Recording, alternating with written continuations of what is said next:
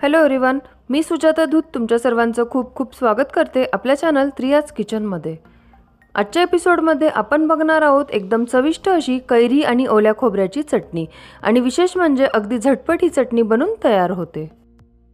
ही झटपट आणि टेस्टी बनणारी चटणी बनवण्यासाठी मी इथे आज तोतापुरी कैरीचा वापर केलेला आहे, कारण तोतापुरी कैरी कमी आंबट असते। अर्धी तोतापुरी कैरी आपण इथे चटणी बनवण्यासाठी वापरणार आहोत आणि त्याचे आपण इथे या पद्धतीने लहान लहान तुकडे कट करून घेतलेले आहेत। मी इथे सालीसकटच कैरीचा वापर केलेला आहे। तुम्हाला हवे असेल तर कैरी अगोदर सोलून नंतर तुम्ही त्याचे तुकडे करून वापरू शकता। साधारणतः अर्धी वाटी कैरीचे आपण इथे तुकडे घेतलेले आहेत आणि तेवढ्याच प्रमाणात आपण इथे ओले खोबरे देखील घेतलेले आहे। खोबऱ्याचे देखील आपण लहान तुकडे करून घेतलेले आहेत आणि हे सर्व घटक आता आपण एका मिक्सरच्या जारमध्ये ट्रान्सफर करून घेऊया। मिक्सरच्या भांड्यात खोबरे टाकून घेतल्यानंतर त्यामध्ये आता आपण टाकणार आहोत अर्धा इंच आल्याचा तुकडा, 5 ते 7 लसूण पाकळ्या, 5 हिरव्या मिरच्या आणि थोड्या प्रमाणात कोथिंबीर। कोथिंबीर आपण इथे व्यवस्थित स्वच्छ धुवून घेतलेली आहे। यामध्ये आता आपण टाकणार आहोत अर्धा चमचा जिरे, चवीप्रमाणे मीठ आणि अगोदर कट करून ठेवलेली कैरी।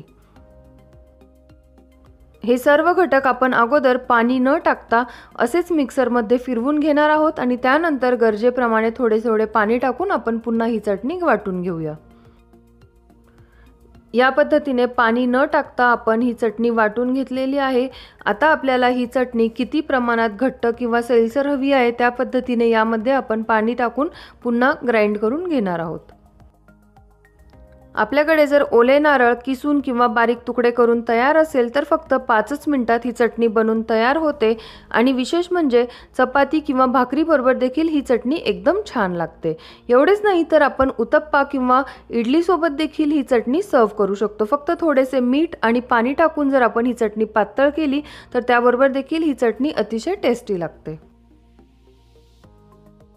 या पद्धतीने थोडेसे पाणी टाकून आपण ही चटणी व्यवस्थित इथे ग्राइंड करून घेतलेली आहे।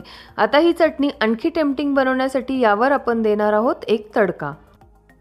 त्यासाठी एका तडका पॅन मध्ये आपण इथे 3 चमचे तेल कडकडीत गरम करून घेतलेले आहे आणि यामध्ये आपण टाकलेली आहे अर्धा चमचा मोहरी। मोहरी चांगली तडतडली की यामध्ये आपण टाकणार आहोत थोडेसे हिंग।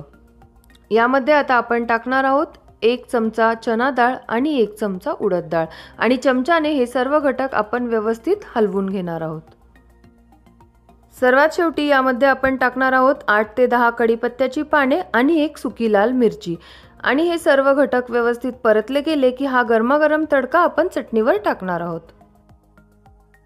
चटणी आपण इथे व्यवस्थित एकत्र करून घेणार आहोत आणि या पद्धतीने झटपट बनणारी कैरी आणि ओल्या खोबऱ्याची चटणी आपली इथे सर्व करण्यासाठी तयार आहे।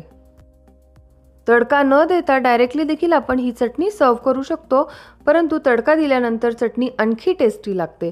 तर तुम्ही देखील या पद्धतीने कैरी आणि ओल्या खोबऱ्याची चटणी एकदा अवश्य ट्राय करा आणि रेसिपी आवडल्यास लाईक करा, कमेंट करा आणि इतरांबरोबरही भरपूर शेअर करा।